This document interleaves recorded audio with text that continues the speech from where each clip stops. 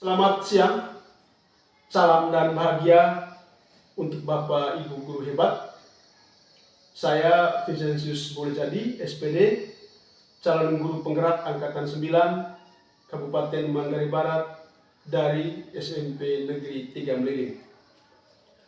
Pada kesempatan ini, saya bersama rekan saya, Ibu Marcelina Kurnia, mau melakukan dialog pra-observasi. Dialog ini merupakan dialog yang dilakukan sebelum melakukan observasi kegiatan pembelajaran di kelas. Dialog ini merupakan kegiatan tanya jawab antara supervisor atau coach bersama guru yang akan disupervisi atau biasa disebut sebagai coaching. Dialog ini bertujuan untuk mengetahui hal-hal yang perlu dipersiapkan saat proses pembelajaran di kelas nanti. Siang Ibu Marcelina, bagaimana kabar? Selamat siang juga Pak Vincent, puji Tuhan kabar saya baik-baik saja. Kalau Pak Vincent, bagaimana kabar? Puji Tuhan juga Ibu, kabar saya baik. Oh ya Ibu, seperti yang kita bicarakan kemarin bahwa hari ini kita akan melakukan dialog pra-observasi. Apakah Ibu ada waktu sekarang? Baik Pak Vincent, kebetulan saat ini saya lagi jam kosong dan anak-anak masih mengikuti pelajaran lain. Kita bisa melakukan dialognya sekarang. Oke Ibu Marcelina, kalau begitu kita langsung saja dialognya. Jadi hari ini kita akan melakukan kegiatan pra-observasi. Maka saya sampaikan terlebih dahulu mengenai tujuan supervisi ini, yaitu untuk mengembangkan diri sebagai seorang pendidik, ya Ibu. Nanti saya akan masuk di kelasnya Ibu untuk memantau proses pembelajaran. Kira-kira tujuan apa yang ingin Ibu capai dalam kegiatan supervisi nanti? Tujuannya saya ingin murid saya dapat secara aktif berdiskusi dengan kelompok dan mampu mempresentasikan hasil diskusi kepada kelompok lain dengan percaya diri dan mampu menanggapi kelompok lain dengan baik. Jadi bagaimana yang nanti akan saya amati Ibu? Pada bagian keaktifan siswa pada saat berdiskusi Pak, di mana siswa mampu berdiskusi, mempresentasikan hasil diskusi, dan menanggapi kelompok lain setelah berdiskusi. Karena selama ini siswa saya saat berdiskusi kelompok hanya beberapa siswa saja yang berperan aktif dalam berdiskusi maupun menanggapi kelompok lain.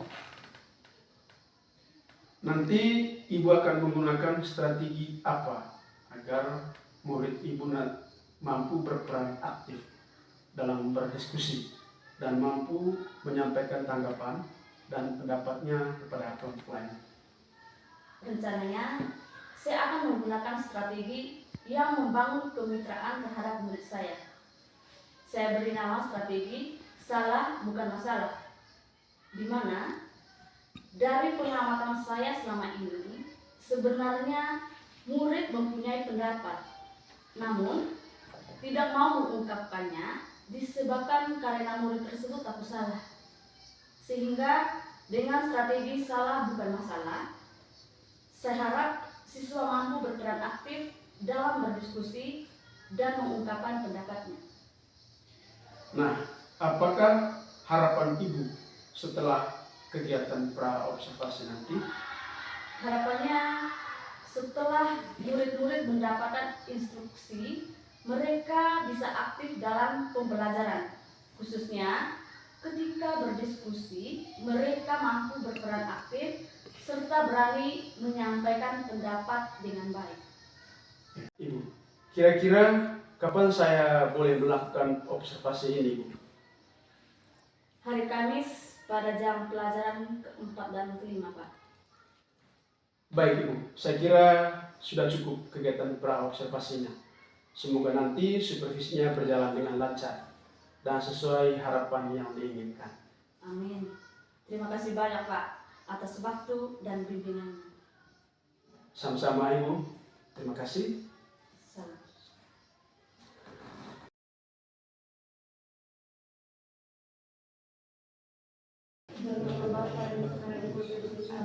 Ya Tuhan Yesus, terima kasih atas perlindungan-Mu selama Istirahat tadi. Ya Tuhan, sekarang kami memulai pelajaran yang ketiga.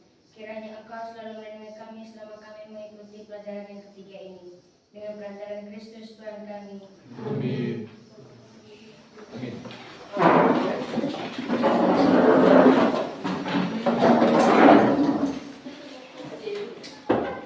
Selamat siang anak-anak. Siang, Bu. Sekarang kita belajar bahasa Indonesia ya. Mau tanya dulu, bagaimana kabar hari ini? Baik, sehat, luar biasa. Ada yang tidak datang sekolah? Ada, Bu. Berapa orang yang tidak datang? 2 orang, Bu. Atas nama siapa?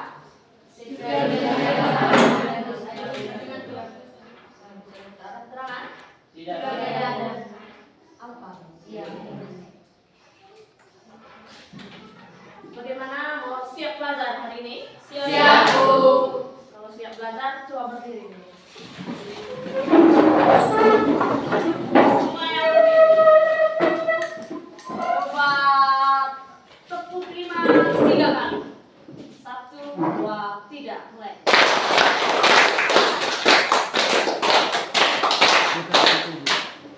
Dua kali gitu. Coba ulang lagi. Dua kali gitu. Tepuk 5, 2 kali. Siap? Siap, Bu.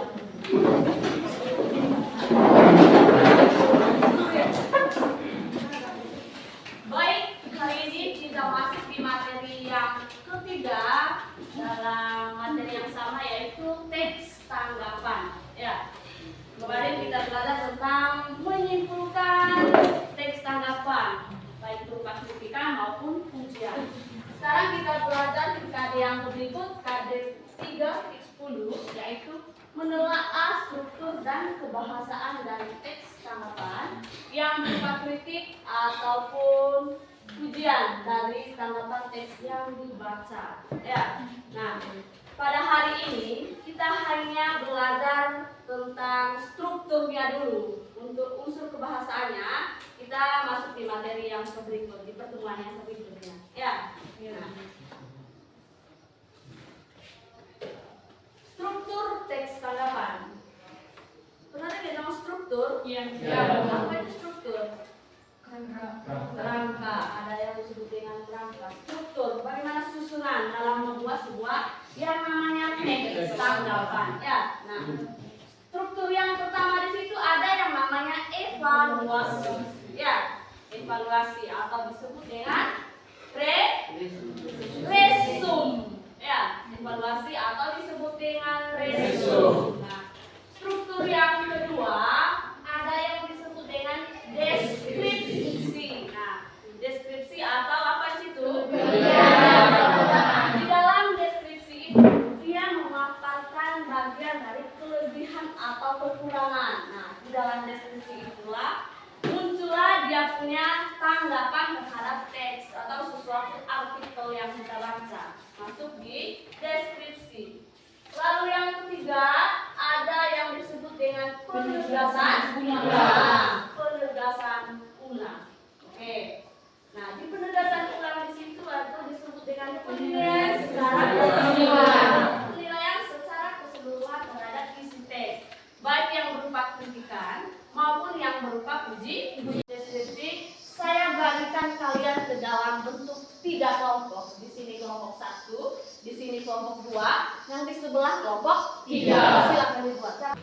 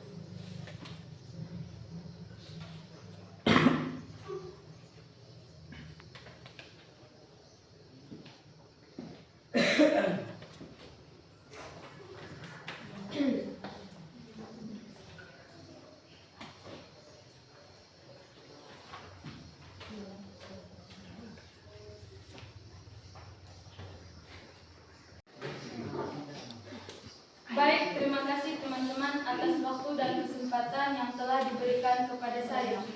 Pada saat ini saya perwakilan dari kelompok 1 akan mempresentasikan hasil kerja dan diskusi kami. Nah, karena tadi kita disuruh untuk mengidentifikasi struktur dari teks tanggapan yang ada di halaman 161, yaitu tentang Foursquare atau metode mengajar yang mengasihkan, menyenangkan, dan menghasilkan. Nah, setelah kelompok kami telah berdiskusi dan bekerja sama, kami menemukan dan menentukan bahwa paragraf 1-3 itu dikatakan sebagai evaluasi. Nah, paragraf 4-5 itu dikatakan deskripsi dan penegasan ulangnya terletak pada paragraf 6. Sekian hasil presentasi tentang mengidentifikasi struktur. Saya persilakan kepada teman-teman kelompok untuk bertanya. Baik, terima kasih atas waktu dan kesempatan yang telah diberikan. Yang kami mau tanyakan yaitu berikan penjelasan kenapa paragraf 1-3 merupakan evaluasi, 4-5 deskripsi, 6 penegasan ulang. Sekian dari kelompok kami. Baik, terima kasih kepada teman kelompok 2 dari Natalia yang telah bertanya. Nah, saya ingin menjawab. Mari kita kembali melihat teksnya tentang Foursquare metode mengajar yang mengasihkan, menyenangkan, dan menghasilkan. Nah, di sini kami menyatakan bahwa evaluasi atau resume itu terletak paragraf 1-3 karena di situ berisi tentang pernyataan umum tentang apa yang akan disampaikan oleh penulis. Nah, paragraf 4-5 kami katakan deskripsi karena di dalamnya tentang berisi informasi yang berkaitan dengan alasan dan digunakan untuk mendukung atau menolak suatu pertanyaan. Nah, yang ketiga penegasan ulang. Kenapa kami katakan di paragraf 6 sama dengan penegasan ulang? Itu karena di penegasan ulang berisi tentang penilaian secara keseluruhan atau kesimpulan akhir dari isi teks. Bagaimana teman Natalia, mungkin ada yang kurang dimengerti dari jawaban kami. Terima kasih. Kami persilakan lagi kepada teman kelompok 3 untuk bertanya. Baik, terima kasih atas kesempatan yang diberikan kepada saya. Saya ingin bertanya, berikan penjelasan kalian di bagian manakah dalam teks tersebut yang merupakan tanggapan terhadap metode mengajar yang mengasihkan, menyenangkan, dan menghasilkan. Baik, kepada teman Jelsi kami ucapkan terima kasih karena telah bertanya. Nah, pertama-tama teman-teman kita mengetahui bahwa teks tanggapan itu merupakan jenis tulisan yang merespon suatu permasalahan melalui bentuk kritikan ataupun pujian. Nah, pada teks Foursquare metode mengajar yang mengasihkan, menyenangkan, dan menghasilkan terdapat tanggapan berupa kritikan dan pujian. Nah, kita bisa melihat di paragraf 4 itu adalah merupakan tanggapan berupa pujian, yaitu Foursquare merupakan metode pembelajaran yang cukup baru dan cukup unik karena mengembangkan pendekatan pembelajaran siswa aktif, kreatif, inovatif, dan menyenangkan atau paket. Nah, yang kedua, tanggapan berupa kritikan. Meskipun demikian, metode pembelajaran ini juga memiliki beberapa kelemahan sebagai berikut. Yang pertama, memerlukan waktu yang cukup lama sehingga menyulitkan wakil kepala sekolah bidang kurikulum untuk membuat jadwal yang dapat mengakomodasi pelaksanaan metode untuk membuat jadwal kedua. Memerlukan guru yang benar-benar memiliki kemampuan membimbing siswa untuk dapat menulis. Nah, itu adalah dua tanggapan yang berupa kritikan dan pujian yang terdapat dalam teks tersebut. Bagaimana teman Jelsi? Apakah teman Jelsi masih kurang mengerti? Saya rasa sudah mengerti. Baik teman-teman, sekian hasil presentasi tentang diskusi kami. Sekian dan terima kasih. Selamat siang.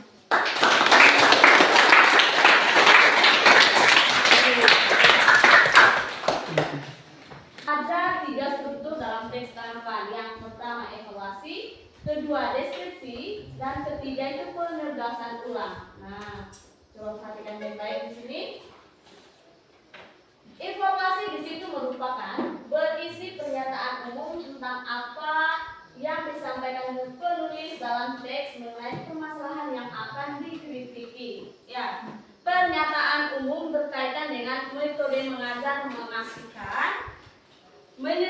menyediakan dan menghasilkan. Nah, saya rasa kalian semua tadi sudah membaca teksnya ya, dari awal hingga akhir. Nah, lalu yang kedua deskripsi. Nah, atau disebut dengan adanya tanggapan di situ.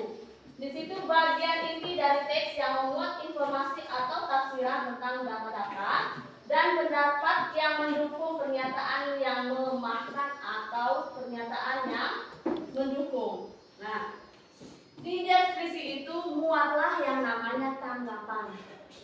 Baik itu tanggapan yang merupakan kritikan maupun tanggapan yang merupakan pujian. Lalu yang terakhir adalah penegasan ulang. Di situ adalah bagian penutup dari teks tanggapan, yaitu yang berisi simpulan atau pokok-pokok hasil kritis tentang suatu masalah atau persoalan. Nah, coba perhatikan teksnya. Nah, di situ seperti yang dibicarakan oleh kelompok 1, di paragraf 1 dan 3 itu merupakan apa di situ? Evaluasi. Kenapa dikatakan evaluasi? Karena di situ berbicara pernyataan umum tentang judul yang sudah dibicarakan, yaitu metode mengajar yang mengasihkan, menyenangkan, dan menghasilkan. Itu makanya dikatakan bahwa itu merupakan evaluasi. Ya. Lalu di paragraf 4 dan 5 masuklah di situ yang merupakan kelemahan atau deskripsi. Di situ merupakan pendapat-pendapat dari orang lain tentang materi kita hari ini. Cukup sampai di sini dulu ya. Materi kita hari ini cukup sampai di sini dulu ya.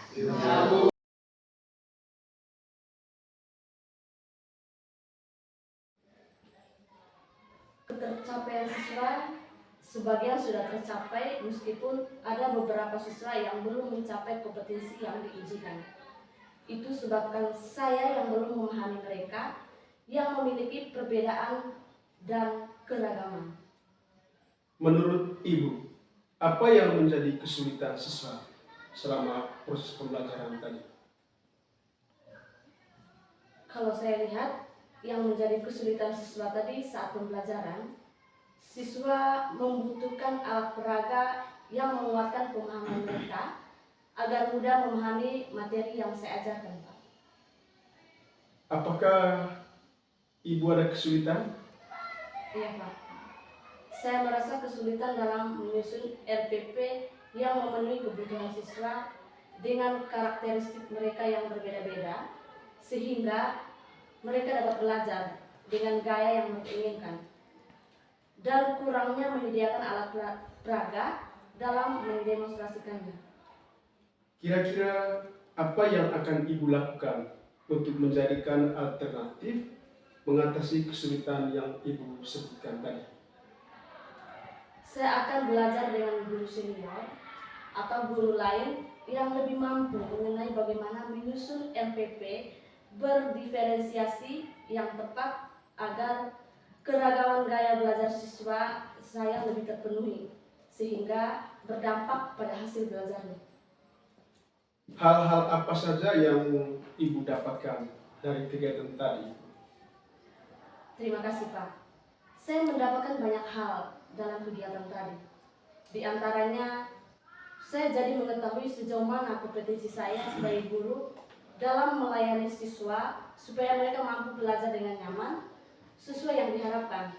Selain itu, saya juga bisa mengetahui kekurangan dan kelebihan proses pembelajaran yang selama ini saya terapkan, Pak. Lalu, apa yang Ibu lakukan untuk pertemuan berikutnya? Saya akan lebih mempersiapkan diri lagi, Pak, dan belajar lagi tentang bagaimana membuat RPP, khususnya RPP yang mampu memenuhi kebutuhan belajar siswa atau yang disebut dengan RPP berdiferensiasi, Pak. Baik, Ibu. Saya rasa sudah cukup ya. Semoga apa yang Ibu rencanakan ke depannya berjalan dengan baik dan lancar. Terima kasih banyak Ibu atas waktunya. Dan saya memohon Bapak pengajar praktik, Pak Jo, untuk memberikan tanggapan terkait pelaksanaan pasca observasi dengan rekan sejawat teman saya Ibu Marcelina Kurnia. Silakan Pak. Baik, terima kasih Ibu Marcelina dan juga Pak Vincent sebagai CGP. Baik, tentu kita mengapresiasi proses ini yang kemarin sudah mulai dari observasi, kemudian observasi dan sampai saat ini pasca observasi. Ya, tentu ini menjadi bagian dari proses untuk mencapai proses pembelajaran yang lebih baik. Karena memang seyogianya untuk mencapai perubahan-perubahan di dalam proses pembelajaran itu perlu ada diskusi bersama, ada kolaborasi, saling memberikan umpan balik, kira-kira begitu, supaya semakin hari semakin lebih baik.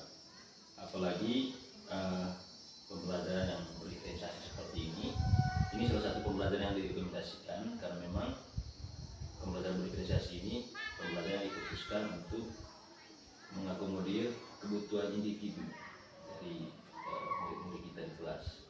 Ya, tentu kita tidak berhenti di sini, kita akan terus berkolaborasi, terus berefleksi diri untuk sejauh mana perkembangan kita sampai saat ini. Ini yang menjadi hal atau poin pentingnya, karena memang kunci dari keberhasilan atau perkembangan pembelajaran kita di kelas itu kalau kita selalu berefleksi diri, apalagi berefleksi diri dengan cara kita berkolaborasi, saling meminta umpan balik dari rekan sesama seperti ini. Saya kira ini hal yang sangat baik dan ini kita pasti akan menjadikan ini sebagai budaya yang harus kita lakukan di sekolah kita yang ke depan. Jadi tentu proses ini hanya sebagai jembatan pendidikan untuk pembelajaran, jembatan untuk kita bisa melakukan proses terus ini ke depan dalam proses pembelajaran kita di sekolah kita masing-masing. Saya kira itu, dan terakhir saya memberikan apresiasi kepada Ibu Marcelina yang sudah boleh mengapresiasikan dan menerapkan pembelajaran berdiferensiasi ini. Saya kira Ibu sudah merasakannya dan nanti seperti apa ke depan kita bisa saling berkolaborasi, saling berefleksi supaya lebih baik lagi. Saya kira itu dari saya, Komisi. Terima kasih. Saya kembali ke Komisi. Baik, terima kasih Pak Arjo, pengajar praktik, dan juga terima kasih Ibu Marcelina untuk kegiatan pembelajaran dan sampai pada saat ini kegiatan pasca observasi. Kiranya kita akan menjadi pendidik yang lebih berkualitas, terutama di era kurikulum merdeka saat ini. Sekian, terima kasih, selamat